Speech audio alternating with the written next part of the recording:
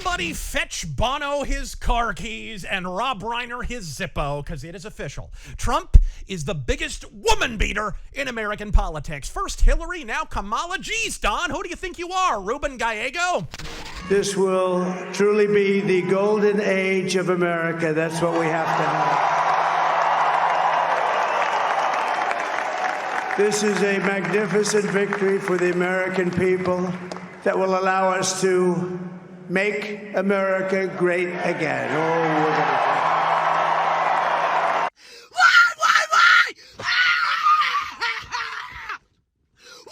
Why? Do you really hate me that bad? You're telling me somebody finally had the balls to bring a pew-pew, and he missed! We were a second away! We were a centimeter away from half of the problem being gone, and you missed!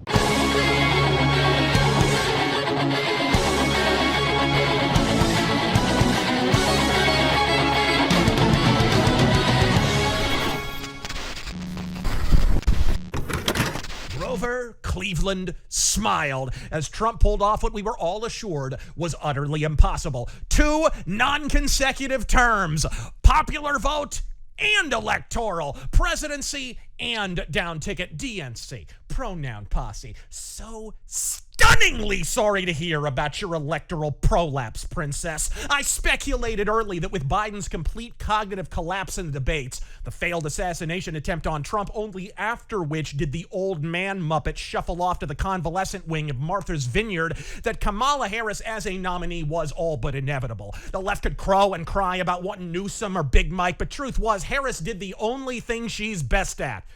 Well, okay, the thing she's best at above belt level. Backroom maneuvering and glad-handing. She was the only person who could inherit the multi-million-dollar Joe Biden war chest. She was a woman, and she ain't white. Not with a killdozer riding a wrecking ball could the DNC dislodge this woman from her presumptive nominee status. And so, as I intimated back in September, the play was simple. Sacrifice the presidency while making a muddle-minded Hail Mary on the issue of abortion, good luck with Latino voters, to hopefully save a few down-ticket races as you do so. What none could have predicted, myself admittedly included, was how monumentally unpopular abortion actually is with the millions of white women who shamelessly shuffled into the Trump campaign this go-around. Turns out thousands of years of procreation trumps a few cringy campaign commercials featuring anti-abortion death squads. Who knew?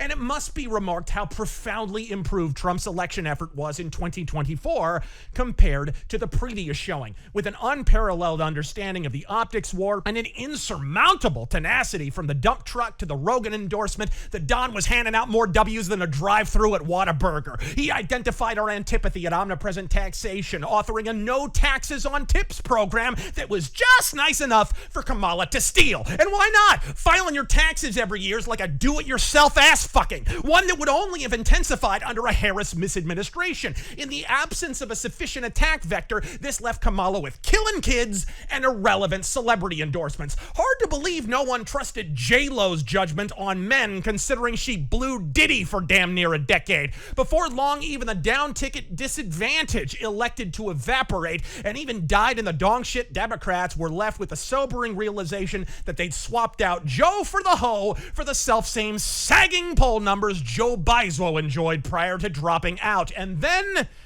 there was Arizona. Now, brief disclaimer, the vote is still coming in my home state, and at least as of now, it looks a little better for Carrie Lake and company, even resulting in a new conservative Maricopa County recorder, Justin Heap. Shout out and Godspeed, brother. But put it this way, by 1 a.m. election night, Nevada had been officially called for Trump, with some of the most right-wing pollsters in existence actually underestimating his final margin of victory. Arizona, meanwhile, was still furiously printing Ruben Gallego and pro-abortion ballots and all, but frozen at 58%, which they remained at, by the by, for nearly 12 full hours. I repeat, Las Vegas, the land of Fredos and fraud, counted their votes quicker and infinitely more smoothly than Arizona. As I record this rant, the next aptly titled dump from Maricopium is expected at 6 o'clock, which would make something like 10 hours between ballot dumps. Movie Bob's intestines could do a better job after an all-you-can-eat fondue blowout. And wouldn't you know it, it all started in 2018 when Adrian Fontes, having promised to have all the mail-in ballots counted by the morning of Election Day, found 150,000 Kirsten Sinema ballots to flip the Senate election and hand an Arizona congressional seat to the Democrats for the first time since we ran Dennis DeConcini's corrupt Keating 5-ass out of town in the mid-1990s. Look up that history, Arizonans, or you are doomed to repeat it. Anyone else find it ironic that it was only after Arizona took the blue pill that we started suffering from electile dysfunction? Quick read of the room, folks. Who among you is nowhere near placated enough by Trump's election victory that you don't want to see mandatory full forensic election audits in all battleground states and a small army of fraud lawyers sicked on every centimeter of the Arizona Department of Elections? Bitch, I will take your silence as assent. And speaking of silence, all of this is for naught if we fail to reckon with the lessons of this election, particularly for what is ostensibly our own side. Because I, for one, was far less interested in Election Day as I was for the day after, so I could watch Ann Coulter and Mike Cernovich slither out of the floorboards and claim credit for Trump's victory after treating his shoulder blades like a cutlery block for 4 straight years. Oh, but Razor, that's so petty. Nah, bitch, it's petty and correct. I was right, you were wrong, and now you're gonna sit on it and spin. Matt Walsh wanted DeSantis, Ben Shapiro wanted DeSantis, Ann Coulter wanted DeSantis. Stop rewarding retards who eagerly and often usher you to humiliating defeat just because they make low-effort, awful documentaries. And before you cry, unity, remember that this was tried before. Matt Walsh was avowedly pro-Evan McMullin in 2016 and 2020, yet at the first sight of DeSantis, he front-flipped his unfunny flannel-plated ass onto that sinking sea barge. It's enough already, so stop showing these bitches your back. Don't give clicks to their election night meltdown compilations because they had nothing to do with them. If Walsh, Shapiro, and company had their druthers DeSantis, who had not a hope and a prayer of taking the decisive state of Pennsylvania, would have taken the entire party down in the self-same election.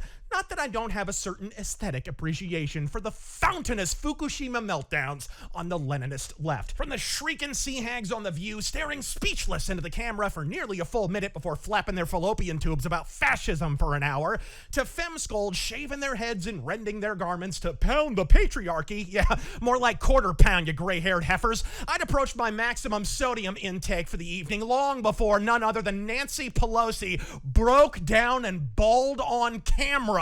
Tremulous shrieks of reascendant fascism, breathless pronouncements of internalized misogyny and white privilege. Yeah, sure, shitbrick. Donald Trump is so privileged, he won 3 elections and only gets to be president twice. I'm Razor Fist. Godspeed.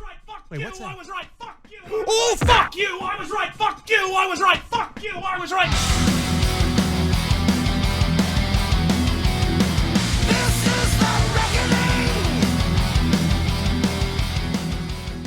I can't believe Trump's actually gonna win this fucking thing!